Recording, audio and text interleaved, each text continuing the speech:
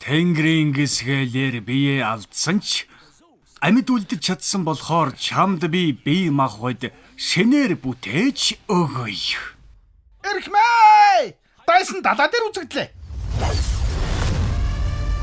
Луун сүргийнхнийг дарж авахар чөтгөрийн ангуучтайг босго. Шинган баулан зүүн далайн луун сүргийнхний дайрлаас хамгаалахаар Чин таны цэргийн хүчийг би бэлдсэн. Би чи бол мангас, би бол чөтгөр. Хэдийгээр чиний эцэг их Чинтан пас руу халдсан ч гэлээ. Чиний төлөө хийснийг би мэднэ. Миний хүү амнасаа алдвал Чинтан пас ч гэсэн тэрнтэй цуг үгүй болно.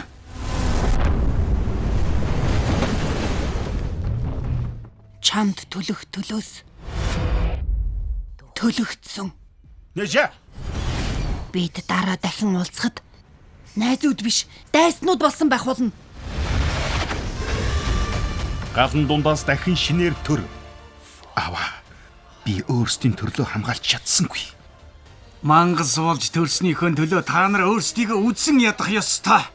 Би багасаа дуулуургүй хэрцгий байсан. Өөрийгөө хинаарай. Тэнд тайван байхыг хичээд юм шүү. Би ичийнхээ санааг бүтэн өдөржин зовоож. Нэжэ! Чи амьдрах ёстой. Би бол чөтгөр. Тэгээд юу гэж? Би өөрийн замаар алхах болно. Нэжэ 2